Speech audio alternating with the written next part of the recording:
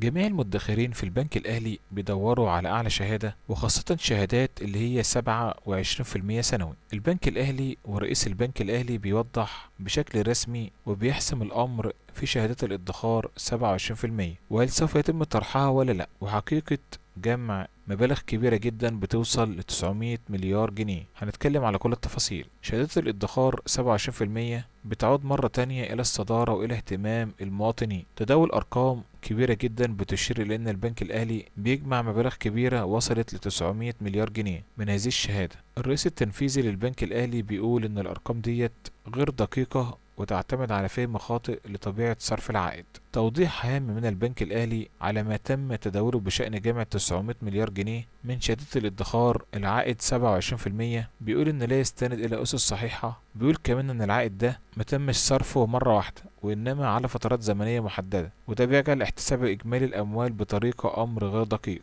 بيقول كمان إن شهادات الادخار 27% كانت تصرف بعائد دوري وليس دفعة واحدة، وده بيعني إن قيمة العائد لا يمكن اعتبارها مؤشر مباشر على إجمالي حجم الشهادات المصدرة أو الأموال التي تم جمعها. بيقول إن الأهمية الحقيقة لهذه الشهادات اللي هي 27% لا تكمن في الأرقام، بل في دورها الفعلي خلال فترة بتشهد ارتفاع غير مسبوق في أسعار الفايدة، وساهمت كمان في حماية مدخرات المواطنين من آثار التضخم، وكمان الحفاظ على القيمة الشرائية للأموال.